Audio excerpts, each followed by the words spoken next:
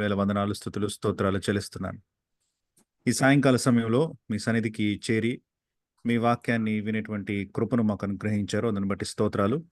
మీ వాక్యంలో నుంచి నాతోనూ మాతోనూ మాట్లాడండి. నిలబడుతున్నటువంటి నేను కేవలము మానవుణ్ణి, మంటివాడిని. నా జ్ఞానము వట్టిది. కాబట్టి నన్ను, నా జ్ఞానమును మీరు కొట్టివేసి మీ మాటలు మాత్రమే, మీ పిల్లలకు కావలసినటువంటి మాటలు మాత్రమే నా నోటి ద్వారా బయలుపరచవలసిందిగా ప్రార్థిస్తూ ఈ సమయాన్ని మీకే అప్పచెప్తూ మీ బిడ్డల యొక్క గమనము కూడా నాయన మరి దుష్టుడు దొంగిలించకుండా వారి యొక్క ధ్యాస అంతా మీ వాక్యం మీద మాత్రమే ఉండడానికి సహాయం చేయవలసిందిగా మీ సన్నిధిలో అర్థిస్తూ త్వరలో రాని యేసు ప్రభువు మిక్కిలి శ్రేష్టమైన నామున అతి వినిమగా ఈ ప్రార్థన అడిగి వేడుకుంటున్నాను తండ్రి. ఆమేన్. గత కొన్ని నెలలు కూడా మనము ఇశ్రాయేల్ యొక్క కుమారులు, యాకోబు యొక్క కుమారుల గురించి మనము నేర్చుకుంటూ ఉన్నాం. వారి యొక్క వాక్య భాగంలో రాసి ఉన్నటువంటి ప్రతి సంఘటన గురించి మనం కొన్ని విషయాలను అర్థం చేసుకుంటూ వచ్చాం. రూబేనుతో మొదలుపెట్టి రూబేను, షిమ్యోను, లేవి, యూదా, దాను, తర్వాత అక్కడి నుంచి బిల్హా, జిల్పా యొక్క కుమారులు, వీరందరి గురించి మనం అర్థం చేసుకున్నాం. 10 మంది కుమారుల గురించి.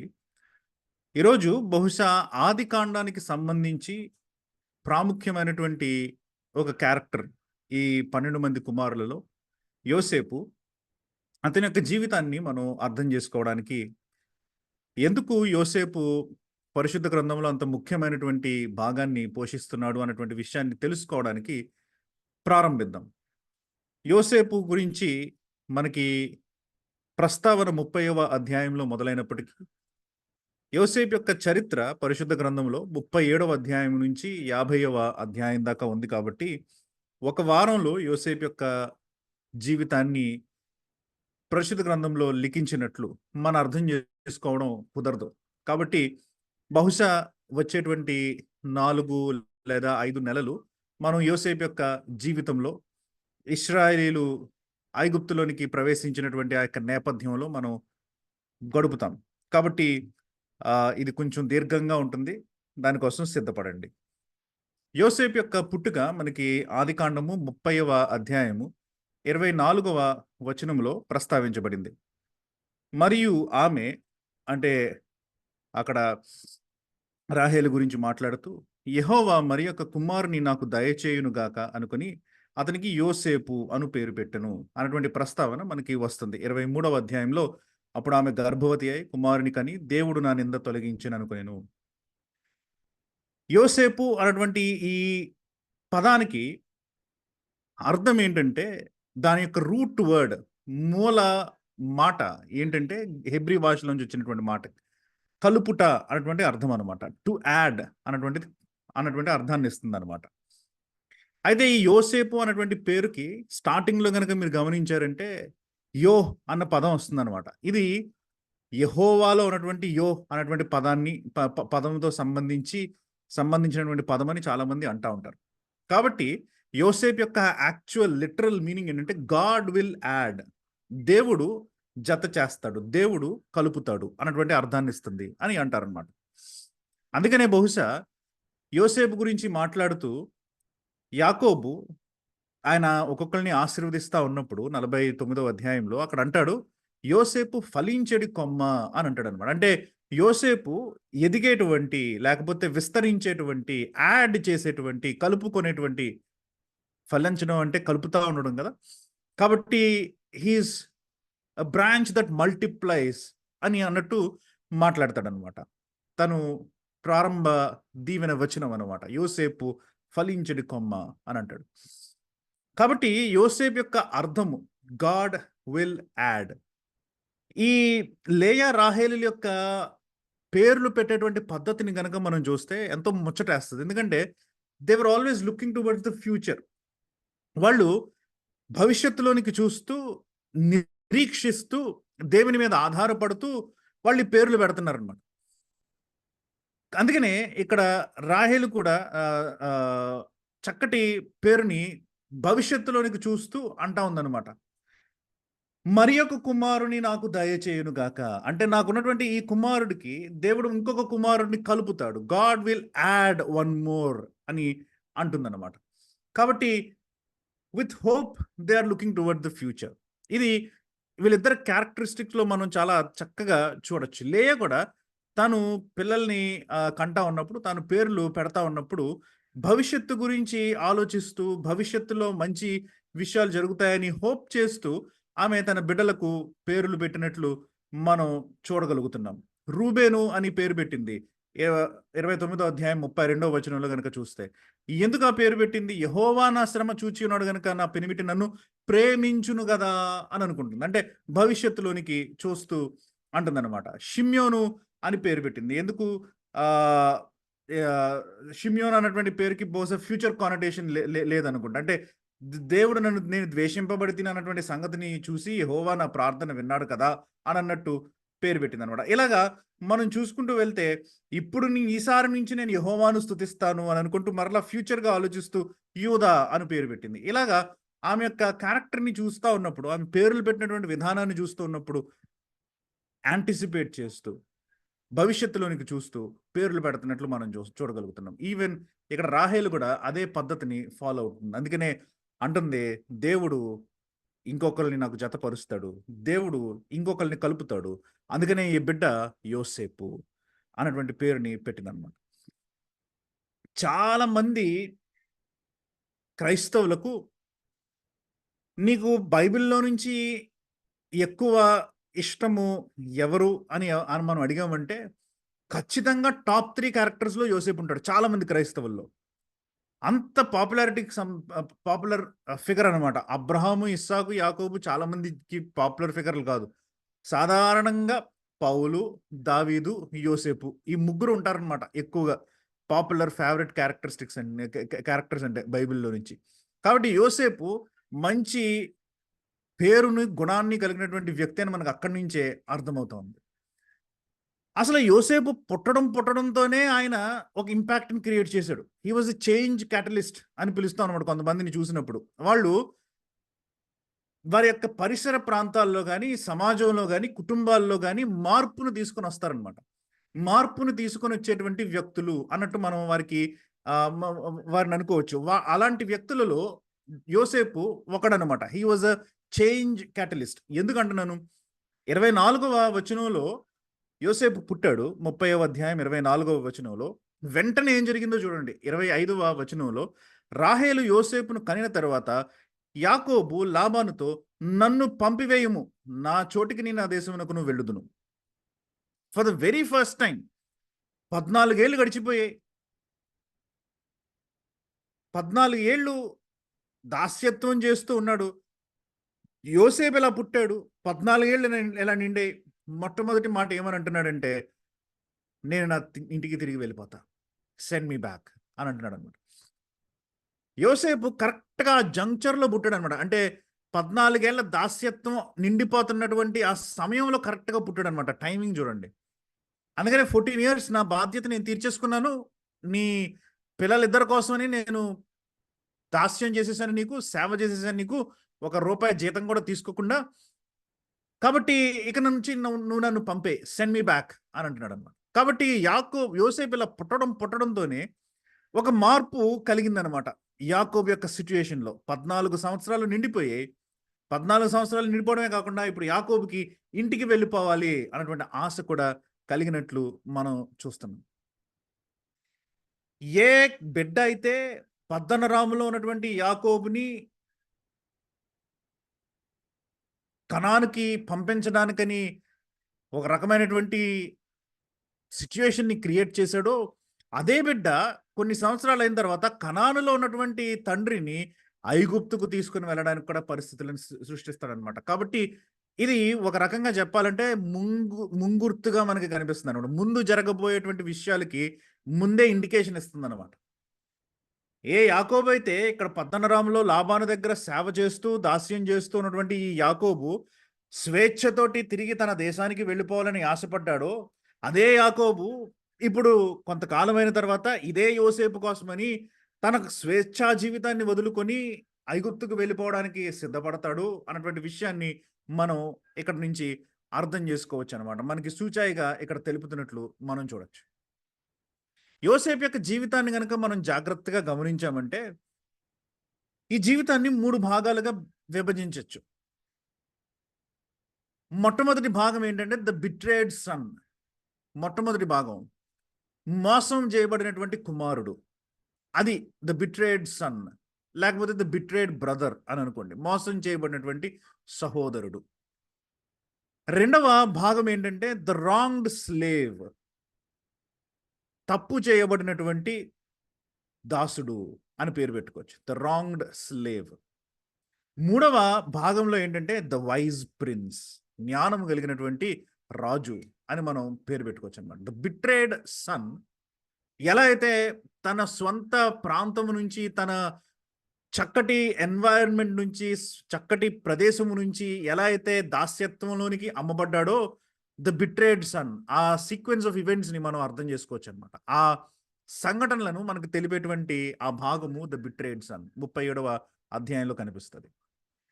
తర్వాత అమ్మివేయబడిన తర్వాత ఎలాంటి శ్రమలు అనుభవించాడో అక్కడ ద రాంగ్డ్ స్లేవ్. దాసుడే కానీ తప్పు చేయలేదు, తప్పు చేశాడని నిందను పొందాడు. కాబట్టి ద రాంగ్డ్ స్లేవ్ అన్నమాట. చివరికి ఫరో తర్వాత ఫరో అంతటి వాడయ్యి ఆ దేశం అంతటిని కూడా జ్ఞానముతో పరిపాలించడానికి పూనుకున్నాడు. కాబట్టి ద వైజ్ ప్రిన్స్. ఈ 3 భాగాలుగా, ఈ 3 దఫాలుగా మనం యోసేపు యొక్క జీవితాన్ని చూడొచ్చు.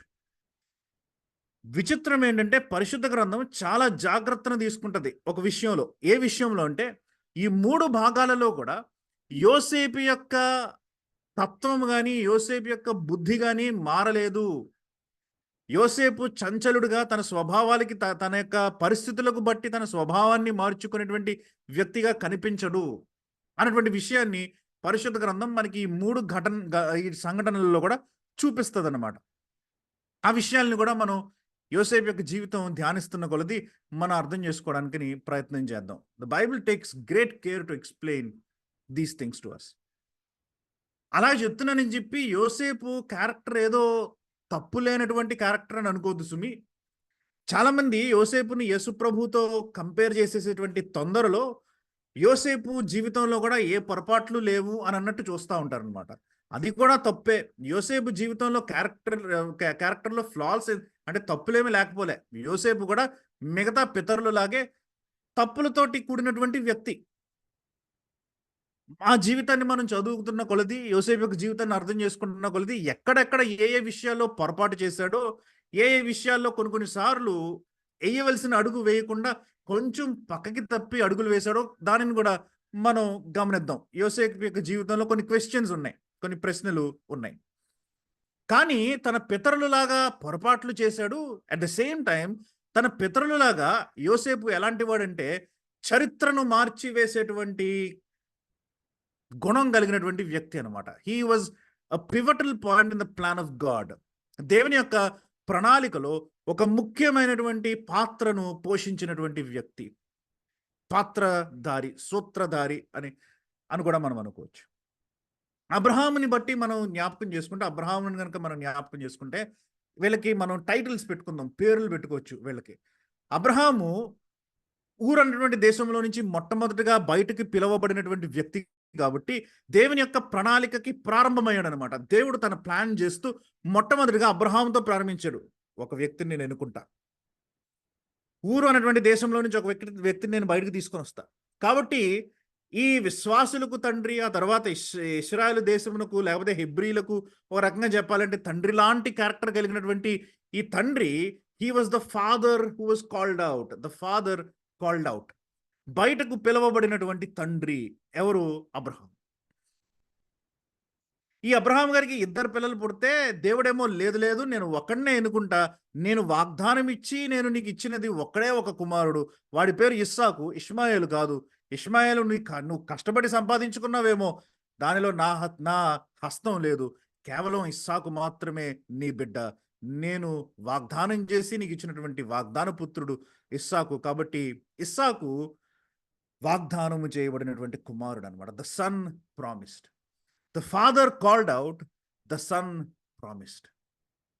యాకోబు తన యొక్క జీవితంలో మొట్టమొదటి అంతా కూడా విచ్చలవిడిగా తిరిగినప్పటికీ, బుద్ధి వచ్చినప్పటి నుంచి నేను దేవుని సేవకుడిని, దేవుని క్రింద అణిగిమణిగి ఉంటాను అని చెప్తూ తన జీవితాన్ని దేవునికి అర్పగించుకున్నటువంటి వ్యక్తి అనమాట. పారిపోయినటువంటి ఈ వ్యక్తిని, పారిపోయినటువంటి ఈ సేవకుడిని దేవుడు 20 సంవత్సరాల తర్వాత మరలా లాక్కొని కనానుకి తీసుకొని వచ్చాడనమాట. కాబట్టి యాకోబు the servant brought back. Abraham the father called out, బయటకు పిలువబడినటువంటి తండ్రి. ఇస్సాకు ద సన్ ప్రామిస్డ్, అంటే వాగ్దానం చేయబడినటువంటి కుమారుడు. యాకోబు ద సర్వెంట్ బ్రాట్ బ్యాక్, అంటే వెనకకు తీసుకురాబడినటువంటి సేవకుడు. మరి యోసేపుకి ఏం టైటిల్ ఇచ్చుకోవచ్చు అని కనుక మనం ఆలోచిస్తే, యోసేపు యొక్క మొత్తం తన యొక్క ఇంపార్టెన్స్ ఏంటి ఈ దేవుని యొక్క ప్రణాళికలో అని కనుక మనం చూస్తే, మొట్టమొదటిది ఇశ్రాయేలీలను ఐగుప్తుకు తీసుకొని వెళ్ళాలి, అది మొట్టమొదటి స్టేజ్. రెండవది ఇశ్రాయేలీలను ఐగుప్తులో నాటాలి, అది రెండవ స్టేజ్. చివరికి మూడవ స్టేజ్ ఏంటంటే, యోసేపు గూర్చిన జ్ఞానము లేనటువంటి వ్యక్తులు వచ్చినప్పుడు ఇశ్రాయేలును అణచాలి కూడా. యోసేపుతోటి లింక్ అయి ఉన్నాయి అన్నమాట ఇవి. ఇశ్రాయేలీలు లోపలికి రావాలి అని అంటే ఐగుప్తులోనికి యోసేపు కావాలి. ఇశ్రాయేలీలు ఐగుప్తులో ఎదగాలి అని అంటే, విస్తరించాలి అంటే యోసేపు కావాలి. ఇశ్రాయేలీలు చివరికి అణగద్రొక్కబడాలి అని అంటే కూడా యోసేపు కావాలి. ఎందుకంటే ఆ జ్ఞానం లేక, యోసేపు అంటే ఎవరో తెలియక వాళ్ళని అణిచివేయడం జరిగింది. కాబట్టి యోసేపు ఏంటి అని అంటే ద ప్రిన్స్ లిఫ్టెడ్ అప్. సామాన్యమైనటువంటి ఒక దాసుడిగా వచ్చినటువంటి ఈ వ్యక్తి ఐగుప్తు లాంటి మహా సామ్రాజ్యానికి రాజు లాంటి వ్యక్తి అయిపోయి పైకెత్తబడ్డాడు. He was the prince lifted up. కాబట్టి ఈ విషయాలన్నింటినీ మనం జ్ఞాపకం చేసుకుంటున్నప్పుడు మొట్టమొదటి దఫా గురించి మనం ఆలోచించడానికి ప్రయత్నం చేద్దాం ఈరోజు క్లుప్తంగా. యోసేపు యొక్క జీవితంలో 3 దఫాలను అనుకున్నాం కాబట్టి, ఆ మొట్టమొదటి దఫాని మనం ఆలోచించడానికి ప్రయత్నం చేద్దాం. ద బిట్రేడ్ సన్, మోసం చేయబడినటువంటి కుమారుడు లేక మోసం చేయబడినటువంటి సహోదరుడు. యోసేపు యొక్క జీవితంలో మొట్టమొదటి ముఖ్యమైన సంఘటన ఎప్పుడు జరుగుతుందంటే, మనం 35వ అధ్యాయంలోనికి వెళ్తే అక్కడ జరుగుతుంది. 35వ అధ్యాయము 18వ వచనం చూస్తే, ఆమె మృతి పొందెను. ఎవరు? తల్లి రాహేలు మృతి పొందింది. ప్రాణము పోవచుండగా ఆమె అతని పేరు బెనోని అనెను. తమ్ముణ్ణి కనేసి చనిపోయింది అనమాట. అతని తండ్రి అతనికి బెన్యామీను అని పేరు పెట్టిన. అట్లు రాహేలు మృతి పొంది బెత్లెహేము ఎఫ్రాతా మార్గమున పాతి పెట్టబడను. ఇంకా వాగ్దాన దేశంలోనికి వచ్చి సెటిల్ కూడా అయిపోలేదు వీళ్ళు సంపూర్ణంగా. కానీ బెన్యామీనును కంటూ చనిపోయింది అనమాట. కాబట్టి యోసేపు చిన్న వయస్సులో, ఇందాక మనం గమనించాం కదా, 14 ఏళ్ల దాస్యత్వం అయిపోయిన తర్వాత యాకోబుకి లాబాను దగ్గర పనిచేసేసిన తర్వాత 14 ఏళ్ళ తర్వాత కరెక్ట్గా ఆ పాయింట్లో పుట్టాడు యోసేపు. అందుకని అంటున్నాడు నేను వెళ్ళిపోతా ఇంటికి అనేసి. కాబట్టి 14 ఏళ్ల తర్వాత పుట్టాడు. ఇప్పుడేమో ఆ తర్వాత ఇంకొక 6 సంవత్సరాలు ఆస్తి కోసం దాస్యం చేశాడు. ఇప్పుడు ప్రయాణంలో ఉన్నారు, వెనక్కి వస్తా ఉన్నారు. ఇంకా కరెక్ట్గా వాళ్ళ లొకేషన్కి వాళ్ళు చేరలేదు, సెటిల్ అవ్వలేదు ఇంకా వాళ్ళు ఇశ్రాయేల్ దేశంలో. కాబట్టి 35వ అధ్యాయంలో మనం చూస్తున్నాం సెటిల్ కానటువంటి ఆ తత్వాన్ని. అంటే 6-7 సంవత్సరాల వయసు అనమాట యోసేపుకి, కరెక్ట్గా చెప్పాలంటే. అంతకు మించి పెద్దోడు కాదు. 6-7 సంవత్సరాల వయస్సులో తల్లిని కోల్పోయాడు యోసేపు. చాలాసార్లు యోసేపు యొక్క క్యారెక్టర్ని మనం ఆలోచిస్తున్నప్పుడు అలా ఆలోచించాం. కేవలం 6 to 7 years వయస్సులో తల్లిని కోల్పోయాడు. ఏంటైతే చాలామంది ఆ వయసులో కోల్పోతారు కదా, నిజమే. కానీ మన పరిస్థితుల్లో నుంచి మనం ఆలోచించకూడదు. ఆ దినాలలో బిడ్డలను పెంచేటువంటి సోల్ రెస్పాన్సిబిలిటీ, కంప్లీట్ బాధ్యత ఎవరిదంటే తల్లులదే. బిడ్డల్ని పెంచాలంటే తండ్రి ఆడికి ఎప్పుడో కొంచెం బలం వచ్చి ఆడేదో ఉద్యోగానికో లేకపోతే పొలం పనికో వెళ్ళే ఏజ్లో తండ్రి వాడిని పట్టించుకొని వాడిని బిజినెస్లోనికి తీసుకొని వచ్చి ఏయో అయ్యి నేర్పిస్తూ ఉంటాడు. అప్పుడు తండ్రితో పాటు తిరుగుతూ ఉంటారు వాళ్ళు. కానీ చిన్న బిడ్డల కింద ఉన్నప్పుడు 10-15 ఏళ్ల వయస్సు దాకా వాళ్ళు పెరిగేది తల్లి దగ్గరే, వాళ్ళ జీవితం అంతా తల్లి దగ్గరే. కాబట్టి ఈ తల్లి యొక్క ప్రేమ కోల్పోయాడనమాట 6, 7 సంవత్సరాల వయసుకి. తల్లి యొక్క ప్రేమ కోల్పోయి ఎక్కడ పోనీ దాదియా ఎవరా అనంటే ఎవరి దగ్గర పడ్డాడు? తల్లి యొక్క దాసి బిల్హా. ఈమె బ్రతికే ఉంది. కాబట్టి ఆబ్వియస్‌లీ తల్లి లేని పక్షాన ఆ బాధ్యత ఎవరి మీదకొచ్చుంటది? బిల్హా దగ్గరకొచ్చుంటది. కాబట్టి తండ్రి పట్టించుకోవట్లేదు. అది రాంగ్ కాదు. ఆ సొసైటీలో అలా ఉన్నారు. తండ్రి పట్టించుకోవట్లేదంటే యాకోబు మంచోడు కాదని అనుకోద్దు సుమి. అది ఆ సొసైటీలో నేచర్ అలాంటిది. కాబట్టి ఇప్పుడు తల్లి లేనటువంటి ఈ బిడ్డ బిల్హా చేతిలో పడ్డాడు. ఒకవేళ బిల్హాకి నిజంగా యోసేపు మీద ప్రేమ ఉండుంటే బానే ఉండు. కానీ బిల్హాకే 2 బిడ్డలున్నారు యాకోబుతోటి. అంటే బిల్హా యొక్క బిడ్డలకి యోసేపుకి మధ్యలో కాంపిటీషన్ ఉంది. సవతి తల్లి ఎంతైనా సరే. సవతి తల్లి సంగతి పక్కన పెట్టండి. కాంపిటీషన్‌గా పిల్లలు గూడా ఉన్నారు. కాబట్టి యోసేపు యొక్క జీవితము ఆలోచిస్తే మనం సడెన్‌గా 7 సంవత్సరాల వరకు చక్కగా ఉన్నటువంటి జీవితము కాంప్లికేట్ అయిపోయిందనమాట 7 సంవత్సరాల దగ్గరకొచ్చేసరికి. ఏడవ సంవత్సరంలో. బాగా కాంప్లికేట్ అయిపోయింది. తల్లి చనిపోయింది. తండ్రా బిజీగా ఉన్నాడు. ఎవరు పోషిస్తున్నారు అంటే బిల్హా దగ్గరికెళ్ళాడు. ఆ బిల్హా ఎవరితోటి ఎలాంటిది అనంటే ఆ బిల్హా ఆబ్వియస్‌లీ ఆమె ఇశ్రాయేలు పద్ధతులు గాని, లేకపోతే దైవభయం కలిగినటువంటి కుటుంబంలో గాని పుట్టినటువంటిది కాదు. ఆమె కేవలం దాసి. కాబట్టి ఆమె క్యారెక్టరిస్టిక్స్ ఆమెకుంటాయి. ఆమెకి 2 కాంపిటీషన్ బిడ్డలున్నారు. కాబట్టి ఇలాంటి సిట్యుయేషన్‌లోనికి యోసేపు సడెన్‌గా తొయ్యబడ్డాడనమాట. అందుకనే 37వ అధ్యాయంలోనికి వెళ్తే మనం 2వ వచనం చూస్తే అక్కడ అంటాడనమాట, యాకోబు వంశావళి ఇది. యోసేపు 17 ఏండ్ల వాడే తన సహోదరులతో కూడా మందను మేపుచుండెను అని అంటూ అక్కడ అంటాడు. అతడు చిన్నవాడే తన తండ్రి భార్యలైన బిల్హా కుమారుల యొద్దను, జిల్పా కుమారుల యొద్దను ఉండెను. లేయా కుమారుల దగ్గర ఎందుకు లేడు? మరి బిల్హా చూసుకుంటుంది కదా! ఆబ్వియస్‌లీ క్లాస్ డిఫరెన్స్ ఉంది. ఎందుకంటే లేయా కుమారులు ప్యూర్ బ్రెడ్ అనమాట. ఆళ్ళ ప్రకారం. ఎందుకంటే తండ్రి యొక్క మొట్టమొదటి భార్య పుట్టినటువంటి వాళ్ళలో జ్యేష్ఠులు నలుగురు కూడా యోధా దాకా వాళ్ళు జ్యేష్ఠులు. తండ్రి యొక్క మొట్టమొదటి ముఖ్యమైనటువంటి భార్య ఇప్పుడు రాహేల్ కూడా చనిపోయింది. కాబట్టి తండ్రి యొక్క అటెన్షన్ లేయా మీదే ఉంటది ఆబ్వియస్‌లీ. కాబట్టి ఈ లేయా యొక్క కుమారులు క్లాస్ అపార్ట్ అనమాట. అంటే వాళ్ళు వేరే స్థితిలో ఉన్నారన్నమాట. వేరే స్థాయిలో ఉన్నారన్నమాట వాళ్ళు. దాసి కుమారులు వేరేగా ఉన్నారు. జిల్పా, బిల్హా దాసుల యొక్క కుమారులు వేరేగా ఉన్నారు. దురదృష్టవశాత్తు బిల్హా చూసుకుంటుంది కాబట్టి యోసేపుని, బిల్హా బిడ్డలతో పాటు పెరుగుతున్నాడనమాట యోసేపు. 10 ఏళ్ళు అలా పెరిగాడు. ఎందుకంటే ఇది 17వ ఏట. 10 ఏళ్ళు బిల్హా దగ్గరే పెరుగుతా ఉన్నాడు. తల్లి ప్రేమను కోల్పోయి, దాసి దగ్గర పెరుగుతూ, దాసి యొక్క కుమారులు నానా మాటలు అంటా ఉంటే, ఏడిపిస్తా ఉంటే, మరి సొంత తమ్ముడు కాదు కదా! Step brother.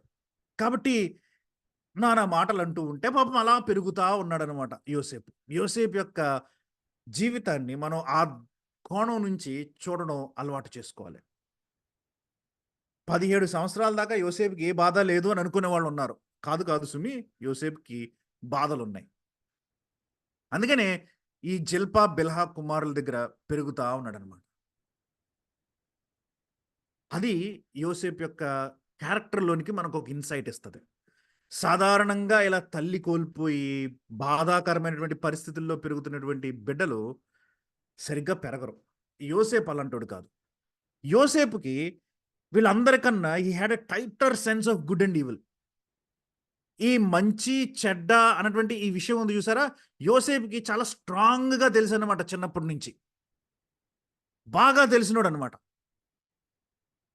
కాబట్టి ఏం చేస్తున్నాడంటే అస్తమానం రెండవ వచనంలో సగం నుంచి చూస్తే, అప్పుడు యోసేపు వారి చెడుతనమును గూర్చిన సమాచారము వారి తండ్రి వద్దకు తెచ్చుచుండువాడు. కాబట్టి తండ్రి దగ్గరకు తీసుకొని వస్తున్నాడనమాట సమాచారాన్ని. ఏంటి?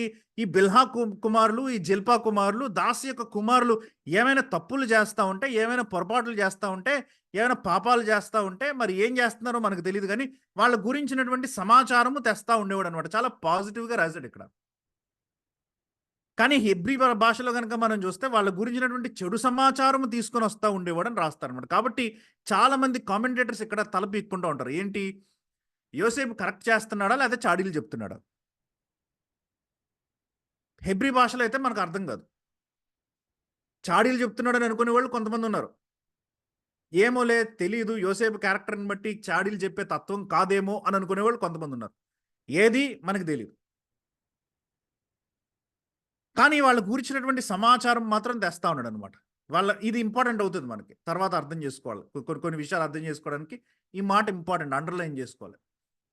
ఎందుకంటే మోషే ఇదంతా రాస్తున్నప్పుడు మనకి కొన్ని కొన్ని విషయాలు కాంటెక్స్ట్ ఇవ్వడం కోసమని, తర్వాత జరిగే విషయాల గురించి మనకి కొంచెం ఎక్కువ జ్ఞానం వస్తదని చెప్పి కూడా వాడుతున్నాడు కొన్ని విషయాల్ని. ఈ విషయం మనకి తర్వాత ఇంపార్టెంట్ అవుతదండి.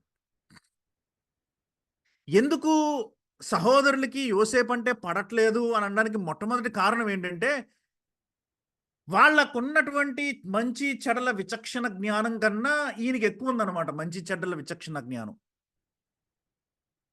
యోసేపు మంచోడని నేను అనట్లేదు సుమి.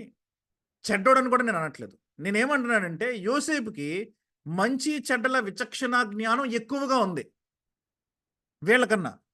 వీళ్ళు చెడు అని అనుకోవట్లేదు కొన్ని విషయాల్ని, కానీ చేసేస్తున్నారు. యోసేపు వాటిని చూస్తున్నాడు. అది చెడ్డది అని అర్థం చేసుకొని తండ్రికి చెప్తున్నాడు. అందరికన్నా చిన్నోడు. మిగతా వాళ్ళందరూ కూడా కొంచెం పెద్దోళ్ళు వయసులో. కాబట్టి తండ్రి దగ్గరికి వచ్చి వీళ్ళు ఇలాంటి చెడ్డ పనులు చేస్తున్నారు అని చెప్తున్నాడు. ఈయనగా విచక్షణ జ్ఞానం ఫస్ట్ నుంచి ఎక్కువ. వీళ్ళు అందుకనే కక్ష పెట్టుకున్నారనమాట. ఆ తర్వాత జరిగేటువంటి సంఘటన అమ్మివేయడం ఇదంతా కూడా ఎక్కడి నుంచి వస్తుంది? ఏ బ్యాక్‌గ్రౌండ్ నుంచి వస్తుందంటే ఇదొక కారణం. ఇలా చేశారు కాబట్టి ఆదికాండం 50వ అధ్యాయం 15వ వచనంలో గనక మనం చూస్తే అక్కడ యాకోబు చనిపోయిన తర్వాత అందరూ భయపడుతున్నారనమాట. దేని గురించి? అమ్మో! మన మీద ఇప్పుడు కసి తీర్చుకుంటాడేమో. ఎందుకంటే వీళ్ళొకప్పుడు కసి తీర్చుకున్నారు యోసేపు మీద. వీళ్ళొకప్పుడు మన గురించి చెడ్డ సమాచారం చెప్తాడా ఈడు అని చెప్పి వీళ్ళేం చేశారంటే కసి తీర్చుకున్నారు ఒకసారి. ఆ కసి తీర్చుకునే తత్వం వీళ్ళకుంది కాబట్టి, అమ్మో! మనోడు కూడా తమ్ముడు కూడా కసి తీర్చుకుంటాడేమో మన గురించి, మన మీద అని భయపడ్డారు. 50వ అధ్యాయం. కసి తీర్చుకున్నారు కాబట్టి. కాబట్టి మొట్టమొదటిది వై? ఎందుకు ఇంత తీవ్రమైనటువంటి రియాక్షన్ ఇవ్వాల్సొచ్చింది వాళ్ళు అని గనక మనం ఆలోచిస్తే, ఎందుకు దాసుని కింద అమ్మి వేయవలసొచ్చింది? చంపేద్దాము సొంత తమ్ముడిని అన్నటువంటి ఆలోచన ఎందుకొచ్చింది అని గనక మీరు ఆలోచిస్తే, మొట్టమొదటి కారణం ఏంటంటే, విచక్షణ జ్ఞానం గట్టిదనమాట వీళ్ళందరి మీద పోలిస్తే. ప్రత్యేకించి జిల్పా, బిల్హా కుమారుల మీద పోలిస్తే. రెండవ కారణాన్ని కూడా ఇస్తున్నాడు. మూడవ వచనంలో చెప్తున్నాడు. మరియు యోసేపు ఇశ్రాయేలు వృద్ధాప్యమందు పుట్టిన కుమారుడు గనుక తన కుమారులందరికంటే ఎక్కువగా అతన్ని ప్రేమించి he not only had a tighter sense of good and evil, కానీ రెండో పాయింట్ ఏంటంటే love cost him his son యాకోబుకి. తనకున్నటువంటి ప్రేమ తన కుమారుని పోగొట్టుకునేటట్టు చేసిందనమాట. That's what favouritism does. ఇద్దరు లేకపోతే ముగ్గురు లేకపోతే నలుగురు పిల్లలుంటే కుటుంబంలో మల్టిపుల్ పిల్లలుంటే ఒకళ్ళని ప్రేమించి ఒకళ్ళని అంతగా ప్రేమించకపోతే కుటుంబం చిన్నాభిన్నం అయిపోతుంది. Favouritism with in the family is bad. పాపం కాదు, అది దేవుని ఆజ్ఞ కాదు కాబట్టి పాపం కాదు అది, కానీ పొరపాటు, తప్పు అనమాట. Not the standard that we have to set. విచిత్రం ఏంటంటే యాకోబు యొక్క తల్లి రెబ్కా యాకోబుని ఫేవరెట్‌గా తీసుకుంది. యాకోబు అంటే ఇష్టం ఆమెకి. యాకోబు యొక్క తండ్రి ఇస్సాకుకేమో ఏసావు అంటే ఇష్టం. సో, ఆ కుటుంబంలో ఫేవరెట్స్ ఉన్నారనమాట. తల్లికి ఒక ఫేవరెట్ ఉన్నాడు. తండ్రికి ఒక ఫేవరెట్ ఉన్నాడు. ఈ ఫేవరెటిజం వల్ల ఏమైపోయిందంటే ఆ కుటుంబం ఇరిగిపోయింది. ముక్కలైపోయింది. మరలా జతపరచలేకపోయారు. ఎవరు జతపరచలేకపోయారనమాట. కుటుంబం చెల్లాచెదరైపోయింది. రెబ్కా తన తల్లిని మళ్ళీ చూసుకున్నాడో లేదో యాకోబు నాకు తెలీదు. ఇస్సాకుని చూసాడు గాని. ఇస్సాకు, యాసావు మళ్ళీ ఎప్పుడు కలవలేదు ఇంకా. అంటే కలిసి హ్యాండ్ షేక్‌లు అయన్నీ ఇచ్చుకున్నారు గానీ, మళ్ళీ కలిసి ఎప్పుడు జీవించలేదు. They last that.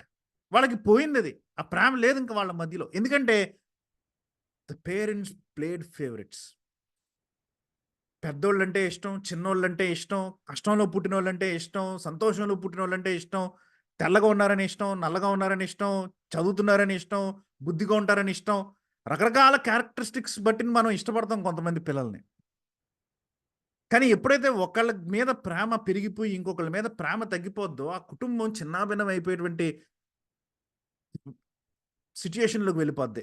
పరిశుద్ధ గ్రంథం దాని గురించి చెప్తా ఉంది మనకి. యాకోబు, రిబ్కా, ఇస్సాకు, ఇస్సాకు, రిబ్కా, యాకోబు ఏశావులని ఎలాగైతే డివైడ్ చేసేసారో, ఇక్కడ యాకోబు తన ప్రేమను బట్టి, అమితమైనటువంటి ప్రేమను బట్టి కుటుంబాన్ని మరలా డివైడ్ చేస్తుంది. నిజమే, తల్లి చనిపోయింది కాబట్టి ఆబ్వియస్లీ ఇంకా ప్రేమ ఉంటుంది బిడ్డ మీద. ప్రొటెక్ట్ చేయాలనిపిస్తుంది చిన్న వయసులో. ఏడుస్తూ ఉండుంటాడు పాపం తల్లి కోసమని చిన్నప్పుడు. సో యాకోబు మనసు కరిగిపోయి ఉంటుంది చాలాసార్లు. పైగా ప్రేమించినటువంటి భార్య యొక్క ఏకైక లేకపోతే కుమారుడు, ఏకైక కాదు కానీ కుమారుడు కాబట్టి న్యాచురల్. కానీ ఏం చేశాడంటే ఈ ప్రేమని చూపించాడనమాట, వ్యత్యాసంగా చూపించాడనమాట. ఎలాగా?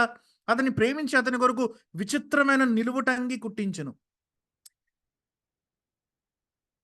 లోపల ప్రేమించడం వేరే, ఖచ్చితంగా ఒకటి చేసి మిగతా వాళ్ళు ఎవరికి అది చేయకపోవడం వేరే. ఒకడికి మాత్రమే మీరు గిఫ్ట్లు కొనేసి, బట్టలు కొనేసి, కార్లు కొనేసి, బొమ్మలు కొనేసి, డాల్స్ కొనేసి, అవి కొనేసి, ఈ కొనేసి, రెండోవాడికి ఏం ఇవ్వకపోతే ఏమవుతుంది కుటుంబంలో?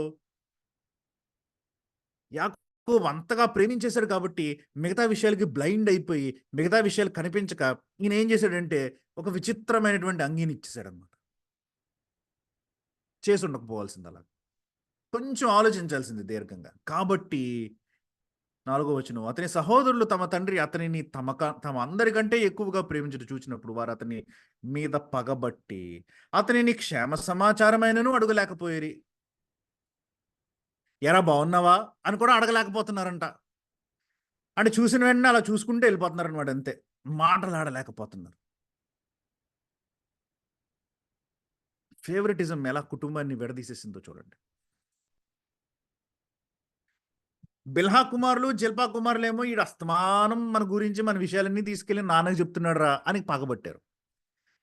మిగతా లేయా కుమారులు కూడా ఇప్పుడు వాళ్ళతో పాటు కలిసిపోయారు. ఎందుకు?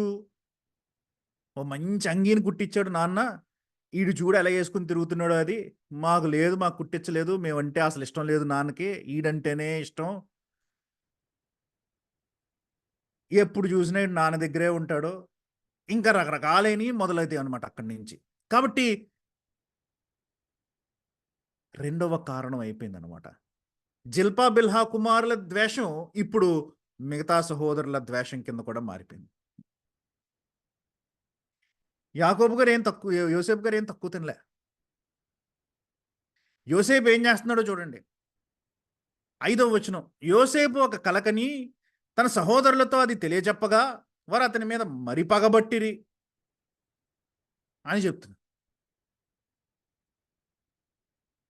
విచిత్రం ఏంటంటే యోసేపు, అందుకని అంటున్నా యోసేపు యొక్క క్యారెక్టర్లో ఫ్లాస్ లేకపోలేదు అని అనడానికి కారణం ఇదే అనమాట. యోసేపు, నాన్న నువ్వు ఇలా చేసావు కానీ వీళ్ళందరూ నన్ను ద్వేషించేస్తున్నారు నాన్న, నువ్వు ఇలా ఎక్స్ట్రా చేయకు నాకు అని చెప్పుండాల్సింది తండ్రికి, తెలివైనడు కాబట్టి, జ్ఞాని కాబట్టి. కానీ యోసేపు గారు విచిత్రంగా ఏం చేశారంటే సహోదరులు చేస్తున్నటువంటి ఈ తుంటరి చేష్టల్ని చివరికి ఎరా బాగున్నావా అని కూడా అడక్క ముఖం తిప్పేసుకుని వెళ్ళిపోతున్నటువంటి ఈ చేష్టల్ని తండ్రికి చెప్పలేదన్నమాట. మిగతా విషయాలన్నీ చెప్పాడు, ఈ విషయాలు చెప్పలే. ఎందుకు అన్నాను మీరు చెప్పట్లేదని అంటున్నారు అని అంటే 37వ అధ్యాయం 13వ వచనంలోకి వెళ్తే, అప్పుడు ఇశ్రాయేలు యోసేపును చూచి నీ సహోదరులు షెకెములో మంద మేపుచున్నారు, నిన్ను వారి యొద్దకు పంపెదను రమ్ము అని అన్నప్పుడు అతను మంచిదని అతనితో చెప్పాను. షెకెములో ఉన్నారు అని అంటున్నాడు. ఈ షెకెము ఏ ప్రాంతమో గుర్తుంది కదా? గుర్తు లేకపోతే ఒకసారి 34వ అధ్యాయంలోనికి వెళ్ళి అక్కడ అదంతా కనుక మనం చదివితే ఆ షెకెములో ఉన్నటువంటి వ్యక్తులనే ఈ షిమ్యోను గారు, లేవి గారు వెళ్ళి కత్తివాత చంపేసి అక్కడ అదంతా కూడా దోచేసుకుని వారి ఆస్తినంతటినీ కూడా అక్కడ భయంకరమైనటువంటి మారణ హోమాన్ని సృష్టించి చివరికి యాకోబు అన్నాడు, నేను తలెత్తుకోకుండా చేశారా ఈ కనానీయుల మధ్యలో, నేను ఎలా నివసిస్తాను ఇక్కడి నుంచి అని చెప్పి ఆయన అక్కడి నుంచి బయలుదేరి బయటకు వచ్చేసాడు షెకెము నుంచి. ఆ షెకెముకి వీళ్ళు వెళ్ళారంట. ఆ షెకెముకి వీళ్ళు వెళ్తే సరే వాళ్ళు 10 మంది కలిసి వెళ్ళారు, ఈ ఒక్కడిని పంపించాలా, అది చిన్నోడిని. అది పక్కన పెట్టేస్తే ఈ 10 మంది ఒకవేళ ఈయన్ని ద్వేషిస్తున్నారు అని తెలిస్తే పంపించుండేవాడా? అరే నువ్వు ఒక్కడే వెళ్ళరా, 10 మంది ఉన్నారు కదా నిన్ను బాగా ద్వేషిస్తున్నారు, ఆళ్ళ దగ్గరికెళ్ళు, ఎళ్లి ఆళ్ళని గెలిచేసుకో అని అన్నాడు అనుకుంటున్నారేంటి? కాబట్టి యాకోబుకి తెలీదనమాట. ఈ ద్వేషము, ఈ పగ ఇదంతా కూడా తెలీదనమాట యాకోబుకి. అదంతా సీక్రెట్‌గా ఉంచాడనమాట యోసేపు యాకోబు దగ్గర నుంచి. సీక్రెట్‌గా ఉంచి ఆయన తన విధానంలో డీల్ చేస్తున్నాడనమాట. ఎలాగా? వచ్చి కలలొచ్చినప్పుడు ఆ కలల గురించి చెప్తున్నాడనమాట అన్నలకి. ఏంటా కళ? ఏడో వచనం. అదేమనగా మనం చేనిలో పనలు కడుతున్నాం. అంటే మనందరం కలిసి మొత్తం 11 మంది కూడా మనం పనలు కట్టేస్తున్నాం. 12 మంది కూడా తమ్ముని కూడా యేసుకొని, నా పన లేచి నిలుచుండగా, మీ పనలు నా పనను చుట్టుకొని, నా పనకు సాష్టాంగపడినని చెప్పెను అని అంటాడు. నా పనేమో చక్కగా లేచి నుంచుంది. మీ పనలన్నీ సాష్టాంగపడ్డాయి. అంటే ఏం ట్రై చేస్తున్నాడనమాట యోసేపు? అరే! మీరు నన్ను ఇంత చిన్న చూపు చూస్తున్నారు. మీరు నాకు హాయి, బాయి కూడా చెప్పట్లేదు. ఎరా ఎలా ఉన్నావని కూడా అడగట్లేదు. తమ్ముడని క్షేమ సమాచారాలు కూడా ఇవ్వట్లేదు. నవ్వడం కూడా మానేసారు మీరు నన్ను చూసి. కానీ మీకో విషయం తెలుసా? ఒకానొక టైంలో కొన్ని సంవత్సరాలయిన తర్వాత నాకొస్తున్న కలలను బట్టి నేనే టాప్‌లో ఉంటాను. మీరందరూ నాకు తల ఉంచుతారు అని చెప్తున్నాడు. Joseph was trying to repair his own relationships in his own way. తన యొక్క తరహాలో, తన యొక్క పరిధిలో ఆయన తన రిలేషన్‌షిప్స్‌ని మార్చుకోవడానికని, కుట్టుకోవడానికని ప్రయత్నం చేస్తాడనమాట. Not the right way. స్పష్టంగా ఏం చేసుండాల్సిందంటే దేని గురించో తెలిస్తే నాన్న నా మీద అమితంగా ఇంత ప్రేమ చూపిచ్చేస్తున్నాడు కాబట్టి ఈళ్ళకి కొంచెం కుళ్ళొచ్చేసింది. కాబట్టి నాన్నతో మాట్లాడాలి ఈ విషయంలో అని అనుకునుండుంటే పరిస్థితులు వేరేగా ఉండేవేమో మరి.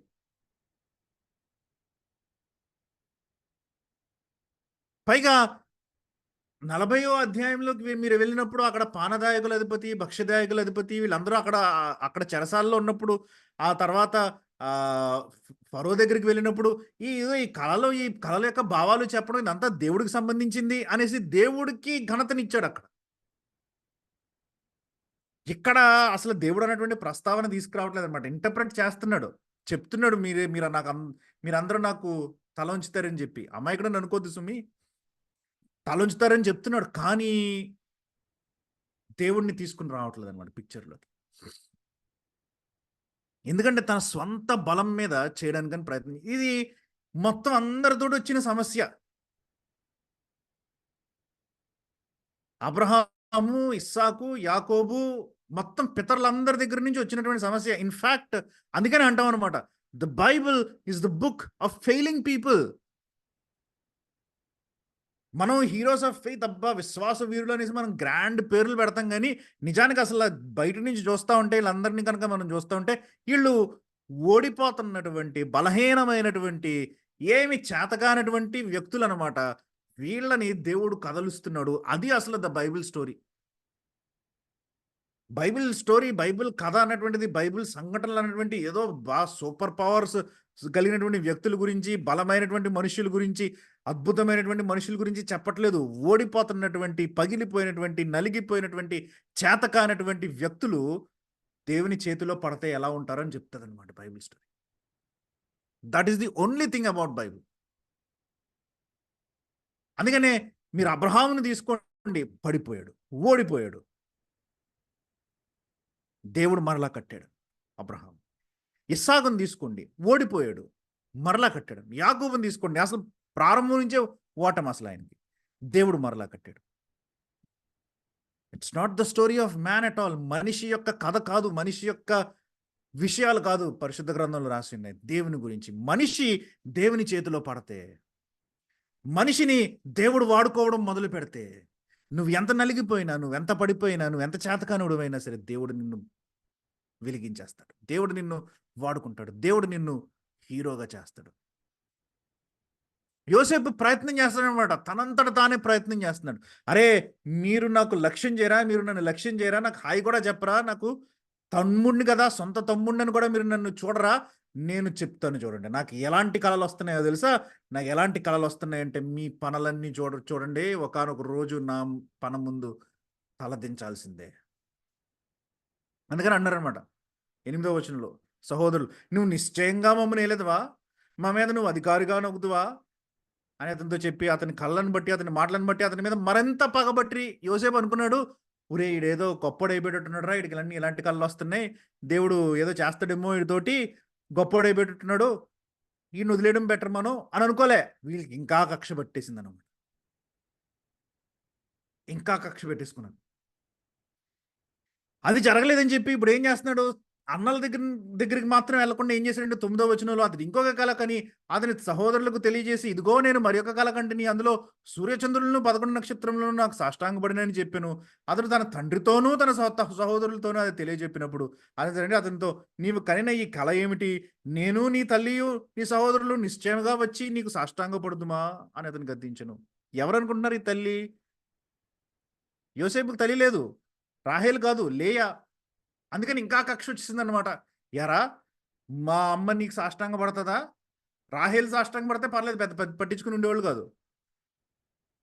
నీ తల్లి అని అనగానే అందరూ అనేసుకుంటారు, చాలా మంది అనుకుంటారు రాహేల్ చనిపోయిందన్న సంగతి మర్చిపోతాం మనం.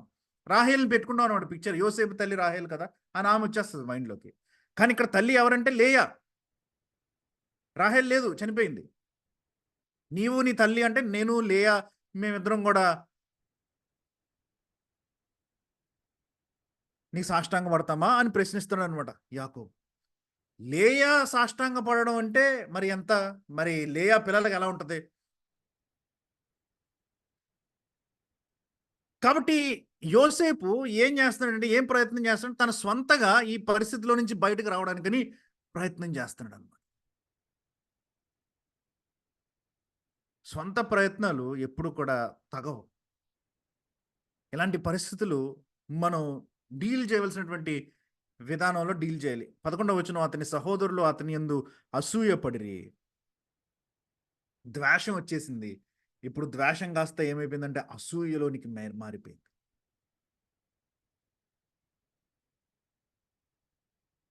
ఏదైతే ప్రయత్నం చేయాలనుకున్నాడో, ఏదైతే సాధించాలన్నాడో రివర్స్ అయిపోయింది అనమాట ఇప్పుడు. అయినా నాన్న దగ్గరికి వెళ్ళి, నాన్న వీళ్ళకి పడట్లేదు నేనంటే, నన్ను ద్వేషిస్తున్నారు వీళ్ళు అని చెప్పట్లేదు అనమాట. అందుకనే 12వ వచనంలో అతని సహోదరులు షెకెములో తమ తండ్రి మందను మేపుటకు వెళ్ళిరి. యాకోబు జస్టిఫైడ్ అనమాట. ఇశ్రాయేలు యోసేపును చూచి, నీ సహోదరులు షెకెంలో మంద మేపుచున్నారు, నిన్ను వారి వద్దకు పంపెదను రమ్మన్నప్పుడు అతడు మంచిదని అతనితో చెప్పినప్పుడు అతడు, నీ వెళ్ళి నీ సహోదరుల క్షేమమును మంద క్షేమమును తెలుసుకుని నాకు వర్తమానం తెమని అతనితో చెప్పి హెబ్రోను లోయలో నుండి అతన్ని పంపెను. అతడు షెకెమునకు వచ్చెను. ఇదేమి 10 కిలోమీటర్ల దూరం కాదు, లేకపోతే రేపు పక్క వీధిలోకి వెళ్ళి పాలు తీసుకురా అని అనడం కాదు ఇది.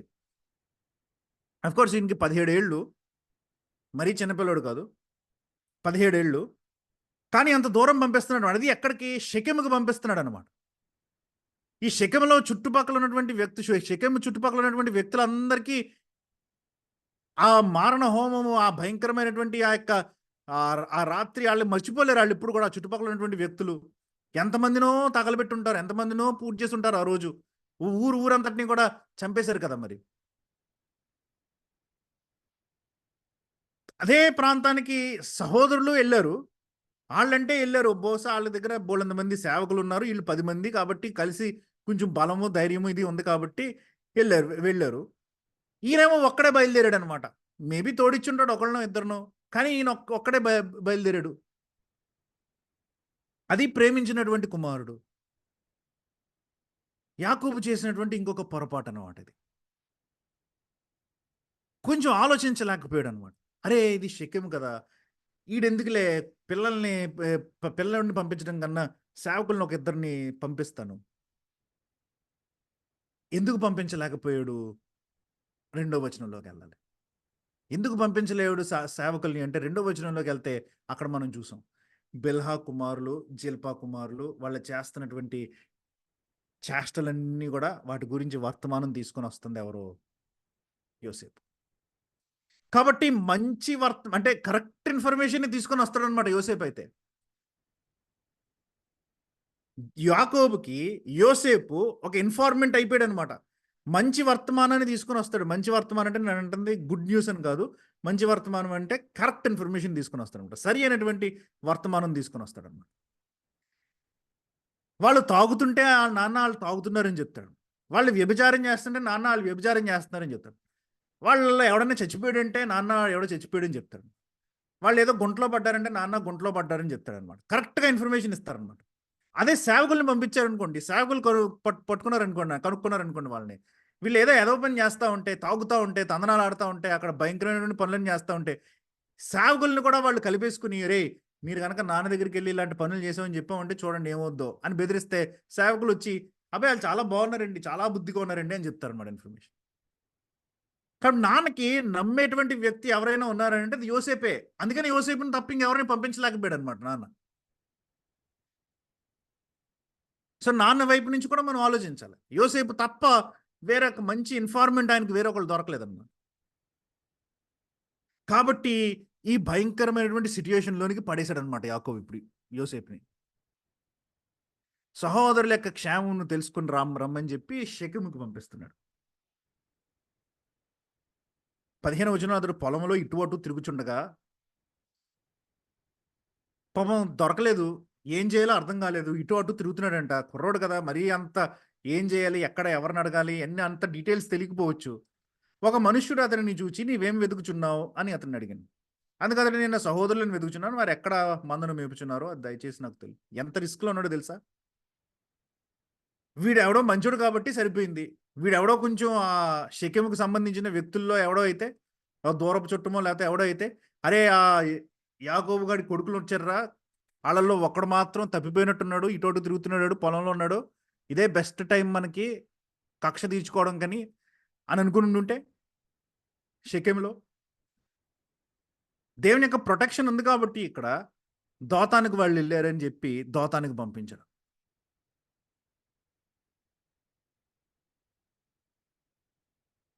కొన్ని కొన్ని సార్లు మనం లాంగ్ టర్మ్ రిపర్కషన్స్ గురించి ఆలోచించాలన్నమాట. ఈ పని చేయడం అవసరమా? ఇప్పుడు ఈ ఇన్ఫర్మేషన్‌ని కరెక్ట్‌గా సంపాదించడం అవసరమా? లేకపోతే కొడుకుని కాపాడుకోవడం అవసరమా యాకోబుకి?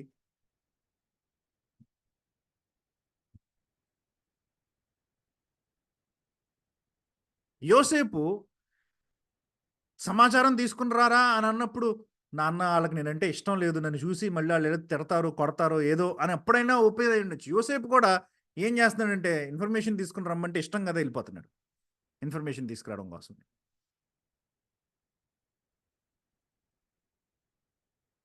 అందుకనే కొన్ని కొన్ని విషయాల్లో మనం ఆచితూచి అడుగులేయడం నేర్చుకోవాలనమాట. ఆహ్, ఆచితూచి అడుగులేసేటువంటి పరిస్థితి ఇక్కడ మిస్ అయింది. మరలా జ్ఞాపకం చేస్తున్నాను. వీళ్ళు చేస్తున్నవి పాపాలు గాదు. వీళ్ళు దేవునికి వ్యతిరేకంగా ఏమి చేయట్లే. కానీ వీళ్ళు చేస్తున్నయేంటంటే పొరపాట్లనమాట. కరెక్ట్‌గా ప్రవర్తించాల్సినటువంటి విధానంలో ప్రవర్తించట్లే. దేవుని ఆజ్ఞ లేదు. కొడుకుని నువ్వు సమాచారం పంపించడం కోసం పంపించకూడదు. ఆ సమాచారం తెలుసుకోవడం కోసం పంపించకూడదు అన్న ఆజ్ఞ ఎక్కడా లేదు. పంపించొచ్చు. ఆ సిట్యుయేషన్‌కి అవసరమా అన్నటువంటి ఆ యొక్క ఇది మైండ్‌లో లేదనమాట. కాబట్టి అది పాపం గాదు. వాళ్ళు చేస్తున్నది. కానీ పొరపాటనమాట. కొంతమంది కామెంటేటర్స్ ఉంటారు. వాళ్ళు యోసేపు యోసేపు ఇలా వెళ్ళిపోవడం గురించి మాట్లాడుతూ చాలామందే అంటారు ఇన్‌ఫాక్ట్. చాలా మెయిన్ స్ట్రీమ్ ఆహ్, ప్రీచర్స్ కూడా ఆర్‌సీ స్ప్రోల్ లాంటి ప్రీచర్స్ కూడా అంటారు. ఇది యాక్చువల్లీ యోసేపు విషయంలో అయితే యోసేపు చేస్తున్న పాపం అని అంటారు. ఎందుకంటే యోసేపు కొంచెం అహంతోటి వెళ్ళాడు అక్కడికి అన్నల దగ్గరికి. కాబట్టి యోసేపు పాపం చేస్తున్నాడని కూడా అంటారు. నేను అంతవరకు వెళ్ళట్లేదు. పాపం చేస్తున్నాడు అనట్లేదు. కానీ ఖచ్చితంగా ఇట్స్ ఎ మిస్టేక్. ఆ సిట్యుయేషన్ కొంచెం ఆచితూచి అడుగులు వేసుండుంటే పరిస్థితి వేరేగా ఉండేది. కానీ దేవుడు అలౌ చేసాడు ఆ పరిస్థితులని. కాబట్టి ఇప్పుడు వాళ్ళు చూసినప్పుడు వాళ్ళకొక ఆపర్చునిటీ వచ్చిందనమాట. వాళ్ళకొక అవకాశం వచ్చిందనమాట. నాన్న, యోసేపు వీళ్ళిద్దరూ కూడా ఈ అవకాశాన్ని సృష్టించారనమాట వాళ్ళ కోసం. వాళ్ళేదో వాళ్ళ దారిన పోయి ఆళ్ళ పనులు వాళ్ళు జేసుకుంటున్నారు. నాన్న, యోసేపు కలిసారనమాట. యాకోబు, యోసేపు కలిసి ఇక్కడ ఒక అవకాశాన్ని సృష్టించారనమాట వాళ్ళ కోసమని. ఒంటరిగా వచ్చాడనమాట. ఇంటి దగ్గర లేడు. సేవకులెవరు కూడా దగ్గరలో లేరు. పెద్దోళ్ళ యొక్క పర్యవేక్షణ ఎక్కడా లేదు. కాబట్టి బాగా ఒంటరిగా దొరికాడనమాట ఇప్పుడు వీళ్ళకి. ఒకవేళ సేవకులు ఎవరైనా ఉండుంటే బయటికి పంపించేస్తారు కూడా వాళ్ళు. అందుకనే వాళ్ళు అంటున్నారు 19వ వచనంలో, వారు ఇదిగో ఈ కలలు కనువాడు వచ్చుచున్నాడు, వీని చంపి ఇక్కడనున్న ఒక గుంటలో పాడవేసి దుష్టమృగము వారిని తినివేసినని చెప్పుదుము, అప్పుడు వీని కలలేమగునో చూతుము రండని ఒకనితో ఒకడు మాటలాడుకుని.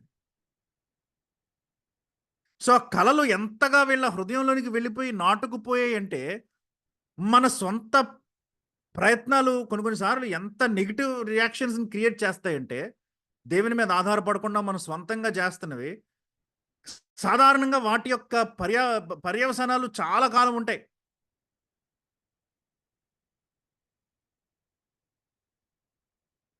అందుకనే ఎప్పుడు చెప్పాడో తెలీదు గానీ, కలలు చెప్పి మరి సంవత్సరం అయిందో, లేకపోతే నెల అయిందో, మరి ఏమైందో మనకు తెలీదు గానీ, ఇప్పుడు వీటిని గనక మనం చంపేసి గుంటలో పడేస్తే, వీడి పన చుట్టూ మన పనలు మోకరించవు గదా!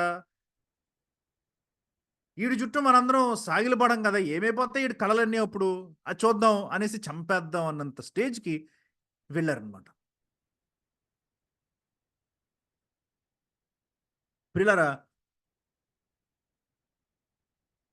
యోసేపు అమ్మివేయబడడానికి, యోసేపు యొక్క ఈ పరిస్థితికి కారణాలేంటి అని గనక మనం ఆలోచిస్తే ఇవే. కొన్ని అద్భుతమైనటువంటి లక్షణాలున్నాయి యోసేపు యొక్క జీవితంలో. ఖచ్చితంగా కాదననట్లేదు. కానీ మిగతా వాళ్ళలాగా తన ప్రారంభ దశలో, తన జీవితపు ప్రారంభంలో యోసేపు కూడా పొరపాట్లు చేసిన వ్యక్తులనే మనకు కనిపిస్తున్నాడు. ట్రాజడీతో ప్రారంభమైంది యోసేపు యొక్క జీవితం. నిజానికి చెప్పాలంటే, మన పితరుల యొక్క జీవితాల్ని మనం పరిశీలిస్తా ఉన్నప్పుడు, ఒక ట్రాజడీ వాళ్ళ జీవితాన్ని కదిపివేస్తా ఉంటదనమాట సాధారణంగా. అబ్రహాం యొక్క జీవితాన్ని గనక మీరు చూసారంటే, నాన్న చనిపోయాడు తెరహు. అప్పుడు మరలా బయటకొచ్చాడు హారాన్ నుంచి. ఇస్సాకుని గనక మీరు చూసారంటే, అమ్మ చనిపోయింది. అమ్మ చనిపోయిన తర్వాత ఇస్సాకు యొక్క స్టోరీ స్టార్ట్ అవుతుంది. శారా చనిపోయిన తర్వాత. యాకోబుని గనక గురించి గనక మనం ఆలోచించామంటే, అక్కడ మరణం రాలేదు గానీ, ఏంటిది విడిపోయారనమాట అక్కడ కుటుంబం. అక్కడి నుంచి యాకోబు యొక్క జీవితం ప్రారంభమవుతోంది కరెక్ట్‌గా చెప్పాలంటే. ఇక్కడ యోసేపు యొక్క జీవితాన్ని గనక మనం చూస్తే, యోసేపు యొక్క జీవితం కూడా the real life of Joseph starts now. తల్లి చనిపోయింది. ఆ తర్వాత ఇప్పుడు కుటుంబం నుంచి వేరైపోతున్నాడు. ఒక ట్రాజడీ తోటి వాళ్ళ జీవితాన్ని వాళ్ళు ప్రారంభిస్తున్నారనమాట. ఎందుకంటే, ఈ దుఃఖము అని అన్నటువంటి ఈ యొక్క భయంకరమైనటువంటి పరిస్థితిలో నుంచి ఎవరైనా మేలుని తీసుకొని రాగలరు అనంటే, ఎవరైనా మంచిని తీసుకొని రాగలరు అంటే, ఎవరైనా సంతోషాన్ని తీసుకొని రాగలరంటే అది కేవలము దేవుడొక్కడే. Nobody else can do that. మనంతట మనం కూడా చేసుకోలేము. అందుకనే దుఃఖం వచ్చినప్పుడు సాధారణంగా మనం దేవుని దగ్గర నుంచి వెనకకి తిరుగుతాం గానీ, కష్టం వచ్చినప్పుడు, బాధొచ్చినప్పుడు దేవుని ప్రశ్నించి దేవుని దగ్గర నుంచి దూరం అవుతాం గానీ, నిజానికి కష్టం వచ్చినప్పుడు, బాధొచ్చినప్పుడు, శ్రమొచ్చినప్పుడు, తీరనటువంటి లోటు కలిగినప్పుడు మనం తిరగాల్సింది ఎవరి వైపు అంటే దేవుడి మీద. మనం పడాల్సింది ఎవరి మీద అంటే దేవుడి మీద. మనకి దేవుని యొక్క భుజం కావాలన్నమాట అప్పుడు. అన్నిటికన్నా బలంగా అప్పుడే దేవుని యొక్క భుజం కావాలి. దేవుని వైపు నుంచి మనం తిరిగిపోకూడదు. మనకి మొట్టమొదటి లెసన్ ఈ రోజుకది. దేవుడు వైపు వీళ్ళు తిరిగినట్టు మనకి పరిశుద్ధ గ్రంథంలో లేదు గానీ, దేవుడు వీళ్ళని వదిలిపెట్టలేదన్నమాట. ఆ భరోసా మనకిస్తున్నాడు దేవుడు. మనం దేవుని వైపు తిరగకపోవచ్చు గానీ, మారు మనసు పొంది రక్షణ పొందినటువంటి బిడ్డలుగా మనకి దేవుడిస్తున్నటువంటి ప్రివిలేజ్ ఏంటంటే, గొప్ప ఘనత ఏంటంటే, దేవుని వైపు తిరగని దినాలలో కూడా దేవుడు మన పక్కనే ఉన్నాడు.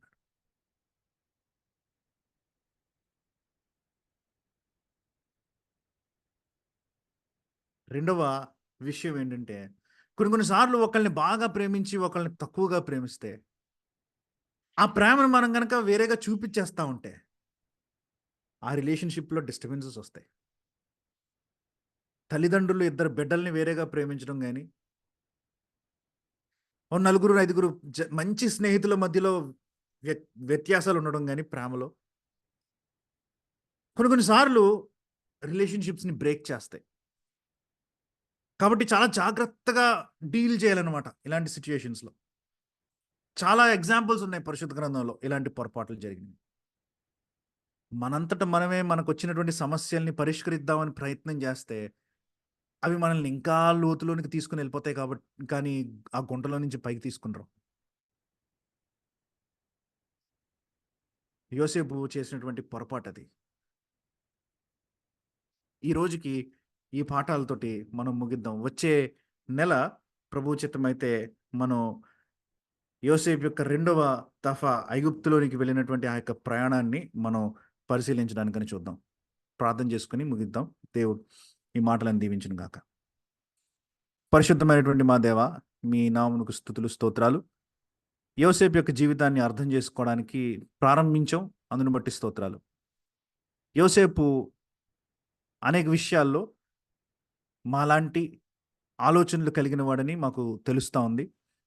కాబట్టి ఎలా అయితే యోసేపు ప్రారంభంలో కొన్నిసార్లు పడినప్పటికీ మీ ప్రేమను బట్టి తిరిగి నిలదొక్కున్నాడో, మేము కూడా అదే విషయంలో అదే రకంగా ప్రభా మా జీవితంలో కొన్నిసార్లు పడతా ఉన్నప్పటికీ కూడా నిలదొక్కునేటువంటి శక్తిని మీరు మాకు ప్రసాదించండి. మమ్మల్ని ఎన్నటికీ వదిలివేయరని, మా యొక్క దుఃఖాల్లో, మా యొక్క కష్టాల్లో, మా యొక్క బాధలలో, మా యొక్క శ్రమలలో మీరు తోడున్నారని, మా చెంతనే ఉన్నారనేటువంటి విషయాన్ని జ్ఞాపకం చేశారో దాన్ని బట్టి స్తుతులు స్తోత్రాలు చెల్లిస్తున్నాను. అలాంటి సమస్యలు గుండా మీ బిడ్డలు ఎవరైనా వెళ్తా ఉంటే దయచేసి వారిని ఆదరించండి, వాళ్ళని బలపరచండి, మీ శక్తితో నింపవలసిందిగా ప్రార్థిస్తున్నాను. మా యొక్క పరిస్థితులకు ప్రభా నాయన మరి మేమే పరిష్కారాలు ఆలోచించకుండా మీ మీద ఆధారపడడం కూడా మాకు నేర్పించండి ప్రభా. చాలాసార్లు మా జీవితాన్ని మేము గడిపేస్తూ ఉంటాం, మీ మీద ఆధారపడడం తగ్గిస్తూ ఉంటాం ప్రభా నాయన. అయితే ఎక్కువగా మీ మీద ఆధారపడడానికి, ప్రతిరోజు మీ మీద ఆధారపడడానికి, మీ వైపు చూడడానికి, మీ వైపు సంతోషంగా చూడడానికి, మీతో ప్రారంభించడానికి, మీతో ముగించడానికి ప్రతిదినం మాకు నేర్పించండి, మమ్మల్ని బలపరచండి ప్రభా. మీ బిడ్డలను మీ హస్తాలకు అప్పచెప్తున్నాను. వారికి ఉన్నటువంటి ప్రతి అక్కరను, అవసరతను మీరు తీర్చండి ప్రభా. అందరం కూడా నాయన మరి మీ కుమారుని యొక్క జ్ఞానంలో, మిమ్మల్ని అర్థం చేసుకునేటువంటి విషయంలో మేము ఎదగాలి. మేము సమానమైనటువంటి జ్ఞానం కలిగిన వాళ్ళమే అవ్వాలి. ఆ స్థితికి మమ్మల్ని తీసుకుని రండి. కాబట్టి ఈ సమయాన్ని మాకు ఇచ్చినందుకు వందనాలు స్తోత్రాలు చెల్లిస్తూ మీ బిడ్డలను మీ హస్తాలకు అప్పచెప్తూ త్వరలో రాని యేసు ప్రభు మిక్కిలి శ్రేష్టమైన నామమున అతి వినయంగా ఈ ప్రార్థన అడిగి వేడుకుంటున్నాను తండ్రి. ఆమేన్. మన తండ్రి అయిన దేవుని ప్రేమ, కుమారుడైన యేసుక్రీస్తు యొక్క కృప, పరిశుద్ధాత్మ యొక్క అన్యోన్య సహవాసము ఇప్పుడును ఎల్లప్పుడూ మనందరికీ తోడయండి, మనలను సర్వసత్యమునకు నడిపించును గాక.